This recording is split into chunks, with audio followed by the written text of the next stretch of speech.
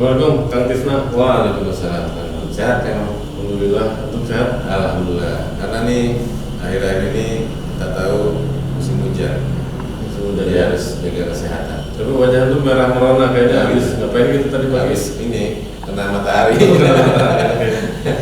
Sepanas ini ya. Akhir-akhir ini ada isu yang terus bergulir nih. Iya benar.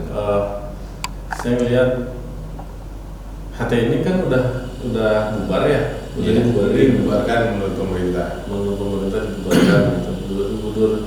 2017 berarti sudah 5 tahun. Iya. Tapi nggak pernah sepi dari pemberitaan, tiap minggu ada aja, entah di kampus mana terus ini ada aja yang naik gitu. Ada apa gerangan nih Kang Imam? Terakhir ya itu yang isu ibu-ibu nyerang ke istana bawa senjata terus dikaitkan dengan HTI. Iya. Gimana tuh? Ibu-ibu apa perempuan sih? Perempuan ya. Iya. Kalau ibu kan kesannya mama gitu ya. Masih 24 sampai 27. Ya, dan kemudian langsung BNPT mengeluarkan rilis bahwa ini adalah pendukung ormas radikal HTI seperti Iya. itu. Jadi seolah-olah kalau kita lihat pemerintah ini belum move on gitu. Dari mantan ormas mereka gitu.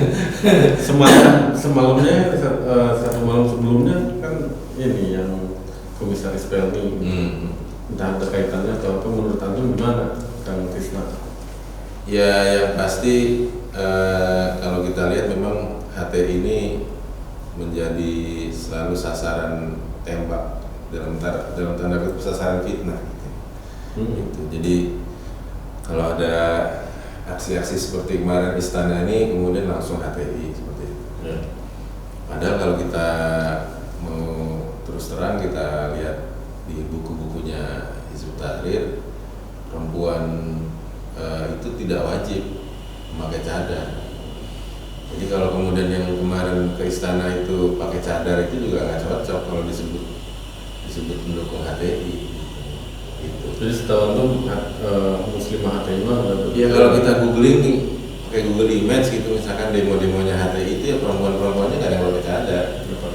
Iya, jadi kurang cantik lah ini mainnya gitu. yang penting hatinya yang dicadarin. Jadi kurang cantik.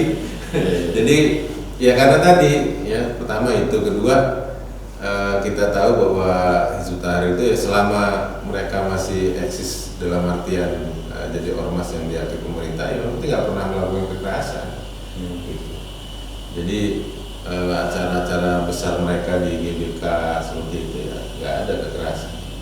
Jadi jangankan bawa pistol, bawa peniti aja nggak boleh senjata tajam. Mereka itu bawa tikar dan anak kecil. Iya gitu ya. Jadi pas aksi sambil piknik. Iya. Jadi kurang pas ya. Ya mungkin desainnya terlalu kasar lah gitu ya. Jadi nggak pas dengan objek yang dituduhkan seperti itu. Ya mungkin perlu diingatkan dalam Al-Quran itu ada ayat al-fitnatu asyaddu minal qatli, dan ini sering disebut di Indonesia. Fitnah itu lebih kejam daripada pembunuhan. Ya cari yang lain lah gitu ya, cari yang lain.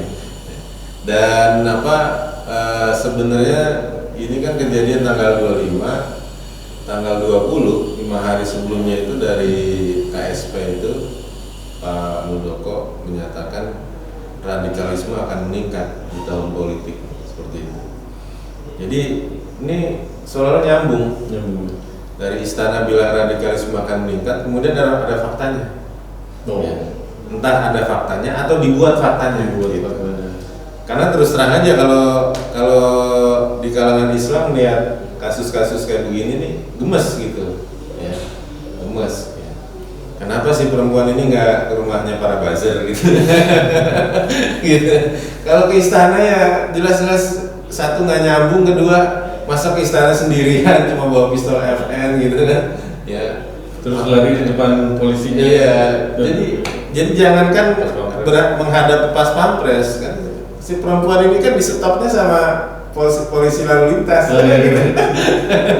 Gitu jadi nggak inilah nggak mungkin istilahnya antara tujuan sama aksinya jauh sekali gitu. Dia itu lari dari pas pampres yang nangkap Polantas. Mungkin pas pampresnya menolak untuk dibeli gitu. Gitu. Iya, jadi ya ini analisa ya. Ya, analisa, jangan nanti dianggap hoax. Ya, namanya analisa itu biasa lah gitu ya. Tapi bahwa ini nggak cocok si pelakunya kalau dibilang pendukung HTI, ya memang dari atributnya dalam artian aksesorisnya ini nggak cocok, karena cadar itu tidak, dalam pandangan Hizbut Tahrir tidak wajib. Sama itu kan si perempuan itu pakai mukena yang pakai jilbab yang sepanjang mukena. Oh gitu.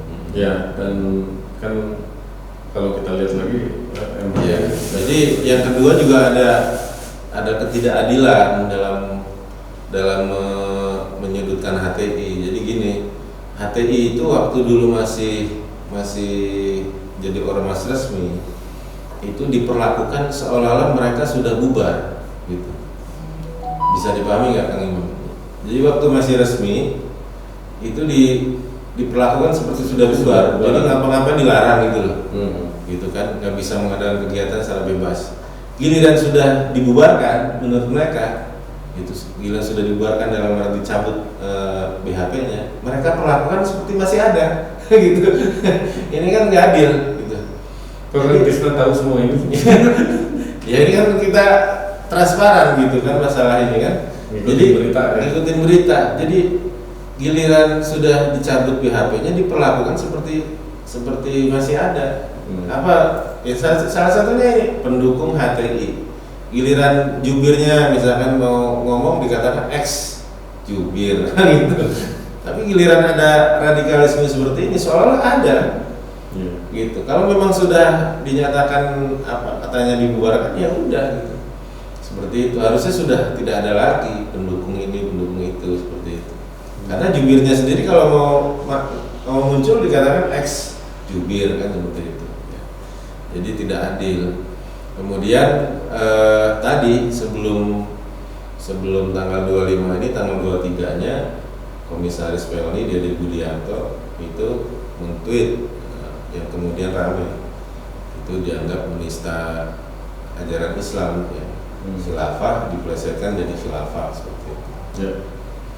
Dan ini yang menarik juga banyak yang membela justru ya. Dan membela siapanya? Membela ajaran Islam, membela khilafah ajaran Islam. Ya, ajaran Islam. Jadi bisa dikatakan bahwa apa yang selama ini disebut-sebut itu ideologi khilafah milik HTI itu ternyata tidak juga gitu. Iya, betul. Karena dari MUI aja kan yang sudah bisa dilihat di sosmed, ada Kiai Khalil Nafis, ada Kiai Muhyiddin Junaidi, itu wakil Dewan Penasihat MUI ya. Jadi ada akademisi kayak Prof. Suteki, ahli masalah filsafat Pancasila, itu beliau itu juga memberikan kecaman terhadap Komisaris Pelni ini, dan menyatakan ini bisa dinyatakan penistaan agama seperti itu. Jadi kalau kita lihat ini ada rentetannya gitu. Di kejadian ini adalah puncak dari tadi ada pernyataan akan meningkat radikalisme, kemudian muncul tweetnya si Dede tadi, hati-hati dengan capres, jangan mendukung capres yang didukung oleh kelompok radikal gitu kan, yang mereka membawa khilafah itu. Kemudian muncul penyerang istana yang dinyatakan pendukung HTI. Dan kalau kita runut ke belakang lagi, tanggal 16 itu adalah masa berakhirnya jabatan Pak Anies. Yang kita tahu sebelumnya sudah ramai tentang pencapresan Pak Anies, yang kita juga tahu bahwa Pak Anies ini juga diserang habis-habisan, didukung oleh kelompok radikal, didukung oleh kelompok intoleran. By the way, sebelum seminggu juga yang pas almarhum Coach Steven meninggal itu kan di hari Hijrah Fest dibubarin di Surabaya. Berita yang keluar juga adalah MUI-nya bilang bahwa Hijrah Fest didukung oleh ormas terlarang yang terkait dengan ormas terlarang. Iya. Satunya yang diangkat. Jadi kalau juga. Kalau kita lihat benang merahnya justru ini upaya untuk menjegal salah satu capres yang selalu dikait-kaitkan intoleran, radikal, bahkan dalam tweetnya Deddy Budiarto itu atau HTI-nya yang masih ditakutin. Ya, HTI ini kalau saya lihat selalu dijadikan sasaran fitnah saja gitu. Dikriminalisasi. Iya, dikriminalisasi. Dan jelas ini sangat dirugikan gitu, sangat dirugikan tentu ya. Kalau mungkin mau disebut sebagai ex HTI itu, mereka terus terang sangat dirugikan karena nggak bisa membela diri kan. Ya. Itu selalu dipojokkan ya. Kemudian padahal ini bagian dari komoditas politik ya, seperti itu. Jadi bagaimana ada pihak-pihak yang sangat khawatir dengan munculnya Pak Anies ini ya, yang semakin meningkat elektabilitasnya dengan berbagai tuduhan yang sebenarnya tuduhannya ya tadi nggak cantik gitu. Gitu Pak, di tweetnya Deddy Budiarto itu kan dikatakan kelompok yang melarang pendirian rumah ibadah agama minoritas. Padahal Pak Anies ini udah berapa kali nih muncul kan, bagaimana dikasih apresiasi oleh pihak Hindu, dikasih apresiasi oleh pihak gereja, oleh Kristen. Mereka katakan zaman Pak Anies ini banyak izin pendirian gereja yang diberikan gitu ya. Nah, kemudian pihak Tionghoa juga itu Pak Anies ikut hadir dalam peresmian salah satu kelenteng di Glodok. Jangan-jangan Pak Anies juga bingung ya dikait-kaitkan dengan. Ya tapi ini menunjukkan kepanikan sebenarnya. Ya. Kepanikan. Jadi udahlah, apa aja udah istilahnya semua senjata akhirnya ditebar. Walaupun sebenarnya udah tidak rasional lagi seperti itu. Sebagaimana tadi yang dikatakan pendukung HTI itu ya sebenarnya udah nggak rasional. Orang HTI itu nggak pakai cadar, nggak pakai kekerasan seperti itu ya, jadi gitu. Jadi kalau kita bisa simpulkan ya ini yang kesekian kalinya lah gitu ya, bagaimana Islam kemarin disudutkan ya, dan ini rentetannya kita lihat sangat jelas ya, ada upaya untuk menjegal salah satu capres tetapi dengan cara-cara yang keji lah mungkin ya, bisa dikatakan seperti itu karena dengan fitnah ya. Jadi kesana bisa dilihat ya bahwa tentang 2024 dan ini adalah cara dan rezim sekarang untuk bertahan gitu mungkin. Ya intinya ada keinginan bahwa dari kelompok Pak Anies dalam artian yang selalu diidentikan dengan didukung kelompok radikal, tetapi ini semakin meningkat elektabilitasnya. Ada kekhawatiran beliau akan semakin naik gitu kan. Di satu sisi dari pihak rivalnya elektabilitasnya juga nggak nambah-nambah gitu ya. Nah, salah satu cara yang paling efektif menurut mereka ya buat fitnah dengan radikal ini seperti itu. Tapi kita bisa lihat ya, jangankan MUI dan ketua MUI gitu. Demokrat sendiri ada kadernya yang dengan cepat merespon mengecam itu Pak Dede ya. Kemudian juga dari Gerindra malah siapa? Fadlizon ya betul, Fadlizon, Pak Fadlizon.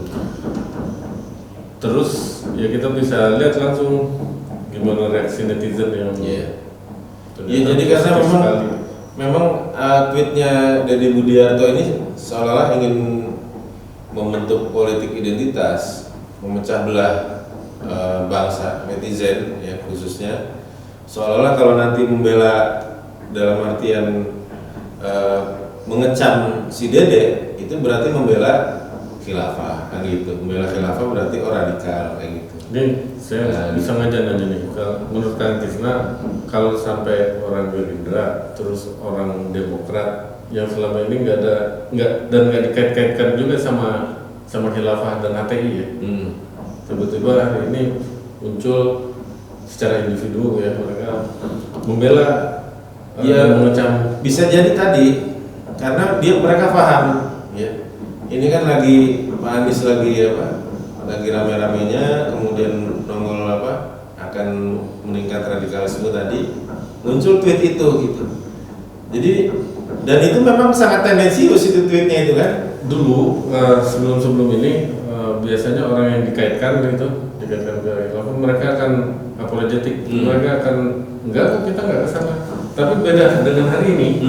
Hari ini orang yang nggak dikaitkan pun membela khilafah ajaran Islam. Iya, kalau kita lihat karena si tweetnya Dede ini mengkaitkan khilafah dengan capres, ini masalahnya.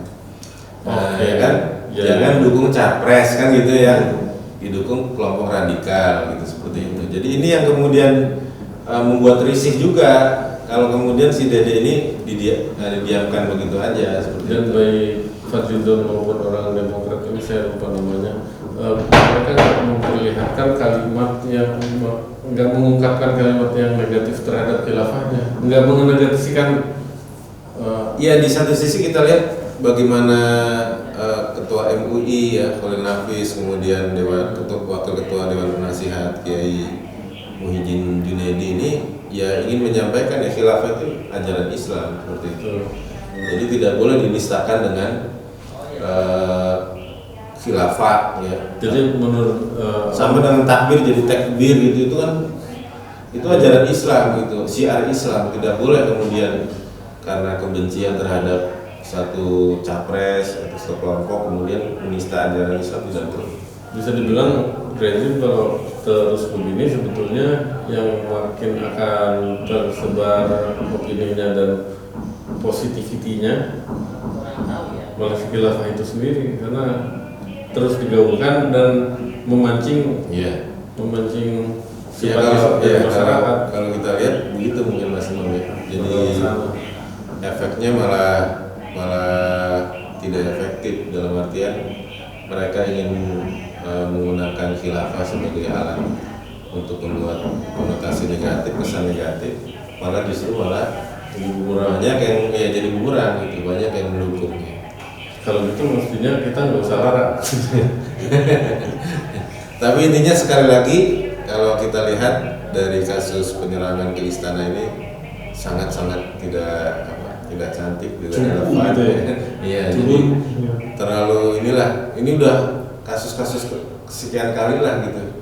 Yang kayaknya harusnya ya netizen, rakyat ya masyarakat terpaham lah ini. Terus gini doang gitu Iya. Jadi jangan, ya tentu kita sangat berharap masyarakat tidak akan mudah terpengaruh ya, dengan berita model begini. Bukan nggak mungkin bakal ada terus bahan ketawa. Ya nanti ya mudah-mudahan cukup sampai sini karena memang terbukti tidak efektif gitu ya. Dan jangan lakukan lagi ya.